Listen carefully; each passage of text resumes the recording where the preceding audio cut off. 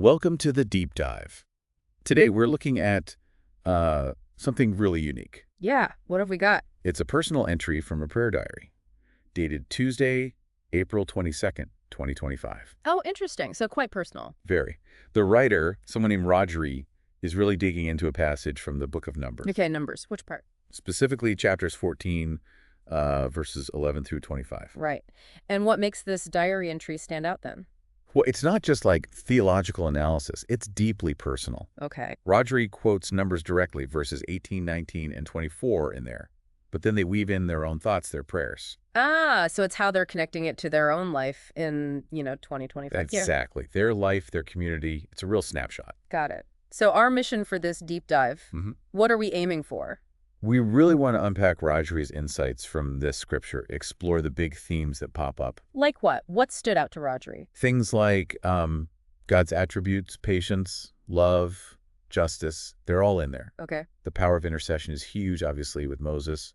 Right. And then the flip side, the consequences of doubt and, well, the reward for really wholehearted devotion. We want to see what resonates for you, the listener, too. Makes sense. So Rodri starts with the conflict in Numbers 14.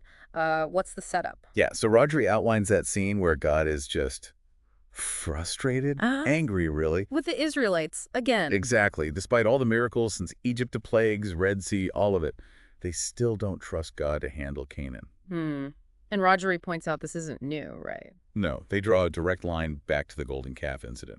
Similar dynamic. Okay. And there's a specific term Rodri uses. Yes, they mention the Hebrew biz miaushi. Miaushi. And how does Rodri interpret that? As the Israelites basically looking down on God, just fundamentally not believing in his power to overcome the enemies ahead. Wow. Looking down on God. That's quite a perspective, despite everything. It really is striking, isn't it? That feeling of, yeah, okay, those miracles were fine, but this is too much. That miaushi, that failure to trust, seems key. It is, and it leads to a pretty significant reaction from God. It does. Rodri highlights God's threat, a plague, disinheritance. And starting over with Moses' descendants. Yeah, and the fact that it's the second time God suggests this to Moses really underlines how serious the rejection was. Definitely. Yeah. Okay, so that brings us to Moses stepping in, his intercession. Right, a really critical moment. And Rodri breaks down Moses' prayer into like three main parts. Let's start with the first one. God's glory. How does Moses argue that? Well, what's interesting is how strategic Moses is. He doesn't just beg. Okay. He basically argues that if God wipes out Israel right there in the wilderness, well, what will the Egyptians think? The Egyptians who saw them leave in triumph. Exactly. They and the Canaanites, they've heard about God's power, the plagues, the sea parting, the cloud and fire. Right. Moses argues they'll just conclude God wasn't actually strong enough to finish the job to bring them into the promised land. So destroying them would actually damage God's own reputation. That's the core of the argument. It raises that question, doesn't it? How, divine actions are perceived by others. It's a really powerful angle. Not just please spare us, but think about your own honor, your standing. Precisely. It links God's action directly to God's reputation. What's the second part of Moses' appeal, according to Rodri? The second part focuses on God's own promises, his character. Drawing on what God himself has said. Exactly. Rodri highlights how Moses reminds God of the attributes he revealed back after the golden calf thing. Okay, what specifically? He quotes it, Yahweh does not easily become angry, but is abundant in loyal love, forgiving wrongdoing and rebellion. The slowness to anger, the love. Yes, but Moses also includes the next part. But he by no means leaves the guilty unpunished. Right, bringing the consequences to the third and fourth generation, so it's both mercy and justice. Exactly. Moses emphasizes the patience and love, but fully acknowledges the justice side too. He's appealing to the whole picture of God's revealed nature. So it's like saying, act according to who you've already shown yourself to be. You got it. Okay, and the third part of the prayer. The third part, as Rodri sees it, is a much more direct, heartfelt plea. Just pure appeal. Pretty much. Appealing directly to God's great love, his abundant, loyal love. Okay. Moses pleads for forgiveness, reminding God how he's kept forgiving them, all the way from Egypt until that very moment. So pointing to God's track record of mercy. Yeah, Rodri emphasizes this as Moses really trying to tap into God's compassion, relying on that deep well of forgiveness. It's quite a combination logic. appeals to character, and just raw pleas for mercy. Definitely. Moses is pulling out all the stops. So how does God respond to this multi-pronged intercession? Well, Roger note that it has an immediate effect. God says, Angshostani, which means, I have forgiven them according to your word. wow. So Moses' prayer worked. It was effective. Hugely effective. Grounded in God's own nature, like you said. But Roger is careful to point out, forgiveness doesn't mean no consequences. Yeah, right. That distinction again. Forgiveness and accountability can exist together, can't they? Absolutely. Yeah. So what are the consequences God lays out? God declares that that generation, the ones who saw the miracles but still tested him, Rodri notes the text mentions 10 times. 10 times. And didn't obey. They won't see the promised land. So the generation that complained and doubted. Yep. That includes the 10 spies who gave the bad report, stirred up fear. And the people who actually wanted to go back to Egypt? Right. Their miaoshi, their lack of trust, it had real, tangible outcomes. It barred them from the promise. It really shows how our core beliefs, our trust or lack of it, shapes our destiny, doesn't it? Definitely. Forgiveness was given, but the consequence for that specific generation's actions remained. It's complex. It is. But Rodri makes sure to highlight an important exception. Ah, yes, Caleb. Exactly. Caleb stands apart. Rodri points out the description.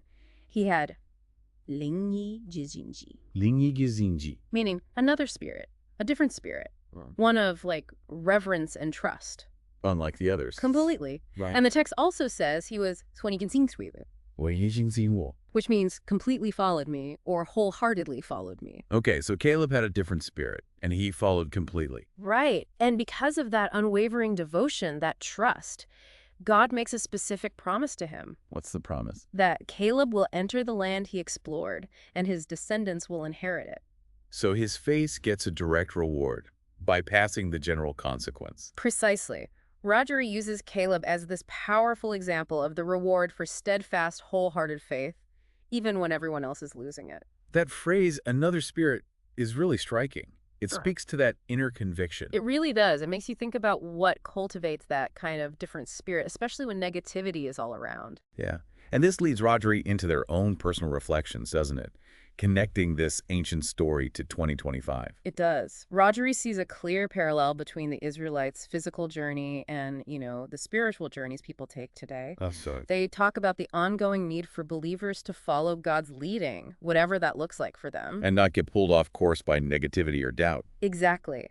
To resist being swayed by those faithless voices, whether external or internal, Rodri sees that same miaoshi, that potential for distrust, as a real danger in contemporary life. Like it can stop individuals or even whole communities from reaching their own kind of promised land. That's the idea. Hindering potential, stopping growth, it feels very relevant. It does feel timeless, that tension between trust and fear, the seen and the unseen.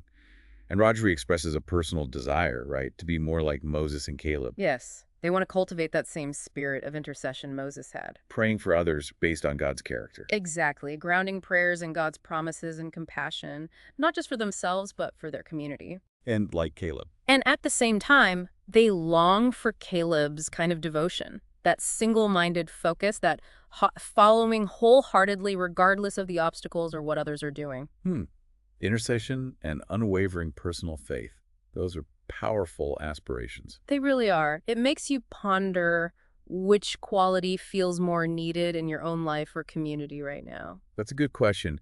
And Rodri doesn't just keep it theoretical, right? Yeah. There's a specific example from 2025 they share. Yeah, they mentioned this really encouraging chat they had with a couple, Junyu and Shinyu. Okay, what happened with them? Well, Junyu and Shinyu had just finished some kind of focused spiritual practice, like a retreat or intensive devotion time. And Rodri saw a change. A big change. Rodri notes their increased sensitivity to God's guidance in just like everyday decisions. Any specifics? Yeah, Rodri mentions Junyu's supporting Shinyu as she was looking for a job, encouraging her to approach it with faith, trusting God's leading.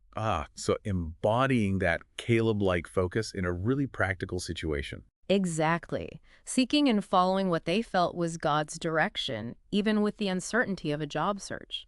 Rodri saw it as a living example of these principles. That really does bring it home, doesn't it? Seeing these ancient lessons play out in someone's job hunt in 2025. It makes the scripture feel less distant, more immediate and applicable. Definitely. So How does Rogery wrap up this diary entry? What's their prayer focus going forward? They basically double down on their commitment to pray for their spiritual sharing group, Okay. recognizing that everyday life throws up challenges, things that can lead people astray. Sure, the daily grind can wear down faith. Right.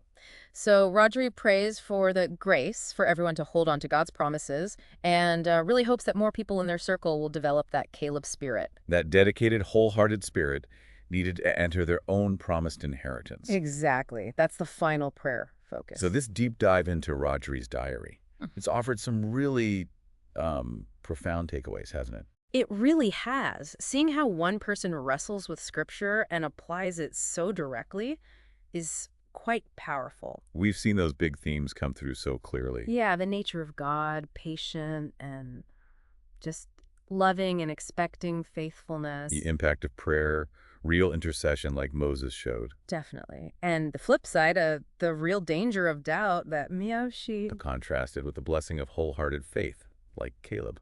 Absolutely. It's all there. And, just like the Israelites were at this crucial point, this fork in the road, and Moses and Caleb responded so differently, so significantly. Well, maybe you, listening now, find something familiar in that. Yeah, maybe these ancient lessons resonate with your own journey, your own challenges. As you try to navigate life, live with faith, live with purpose, these examples give a lot to think about. Which brings us to a final thought, maybe something for you to chew on. Okay. Think about that inner spirit, that fundamental mindset that really drives your choices, your actions. What is my guiding spirit? Right. Are you, in your own circumstances, characterized more by a spirit of trust, like Caleb? That kind of unwavering commitment to follow what you believe is right, even when it's tough, even when others doubt? Or are you swayed more by the fears and the negative reports? Exactly. What does it really mean practically for you today to, when you can sweet, to wholeheartedly follow what you hold to be true and right, especially in your unique situation?